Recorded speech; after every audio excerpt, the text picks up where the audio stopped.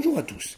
Aujourd'hui, je vais vous expliquer comment faire des calculs soustractifs avec la tête. Je vais prendre deux cas de figure. Le premier cas de figure est un cas simple, c'est-à-dire je prends par exemple un nombre, 28, auquel je retire 14, donc 28 moins 14. À partir du moment où vous avez ce cas de figure-là, vous voyez que les unités sont plus grandes que les unités, les dizaines plus grandes que les dizaines.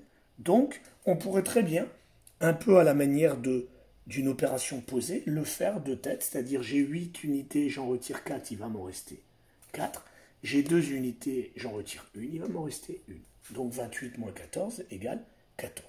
Je vous rappelle, comme lorsqu'on pose une soustraction, pour vérifier que la soustraction est bonne, vous devez, en échange, en retour, faire une addition et vérifier qu'on tombe sur le bon résultat. Ici, 14 plus 14 égale 28. Le problème va se poser lorsque vous allez avoir un nombre, par exemple 33, vous allez retirer 17, et ici, on ne peut pas faire la même chose, c'est-à-dire qu'on a 3 unités, je ne peux pas en retirer 7. Donc, je vais être obligé de prendre des retenues, etc. Donc là, ça devient compliqué, et ça, pour le faire de tête, vous allez utiliser la technique en avançant. C'est-à-dire, au lieu de dire 33, je retire 17, je vais partir du 17 et je vais avancer jusqu'au 33. C'est-à-dire, je vais avancer petit à petit, comme on faisait en début d'année avec les additions, pour aller de 17 à 33. Moi, j'ai toujours utilisé la même technique que l'on vous a dite et redite depuis le début de l'année, c'est-à-dire j'ai utilisé les compléments à 10. 17, je vais d'abord aller au nombre rond le plus proche, c'est-à-dire 20. Donc 17 plus 3 égale 20. Vous vous souvenez que le 7 et le 3 s'aiment bien.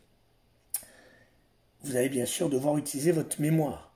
Là, je suis arrivé à 20. 20, je veux aller jusqu'à 33. Alors, soit je vais tout doucement, c'est-à-dire 20 plus 10 égale 30, plus encore 3 égale 33. J'aurais pu très bien dire plus 13 égale 33, ça va aussi vite. Et donc, j'ai le résultat, c'est égal à 16. Et je vérifie bien sûr comme tout à l'heure, 16 plus 17 égale 33. Cette technique fonctionne bien sûr avec des nombres plus grands. Je vais prendre un exemple, 116 auquel je retire 95. 95, je vais au nombre rond le plus proche, c'est-à-dire 100. Le 5 aime bien le 5. Donc 95 plus 5 égale 100. Maintenant, je vais aller jusque 116. Bon, là, je vais aller vite. 100 pour aller à 116. J'ajoute 16. 100 plus 16 égale 116. Et donc, la réponse est égale à 21.